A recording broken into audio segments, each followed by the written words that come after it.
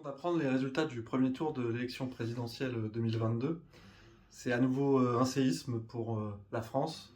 Nous n'aurons pas de candidat de gauche au deuxième tour et nous allons avoir un affrontement entre le candidat de la droite libérale, autoritaire, le président sortant Macron, face à Marine Le Pen, face aux fachos. Alors évidemment, il faut se mobiliser et les uns et les autres pour faire face au fascisme.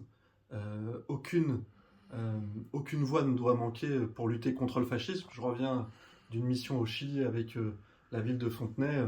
Croyez-moi que l'histoire nous apprend que face au fascisme, on ne rigole pas. Et puis évidemment, il faudra analyser les résultats de la gauche. Jean-Luc Mélenchon fait évidemment un très bon score. À Fontenay, il devrait vraisemblablement être en tête.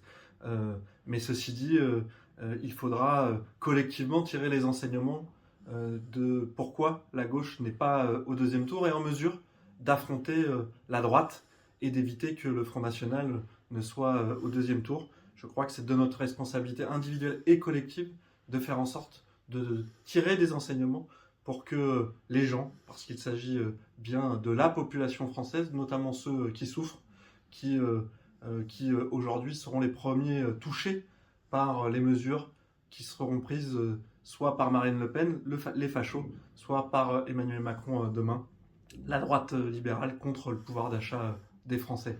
On se reverra évidemment très vite pour analyser de fond en comble cette élection et surtout se remobiliser dans la perspective des élections et des échéances à venir.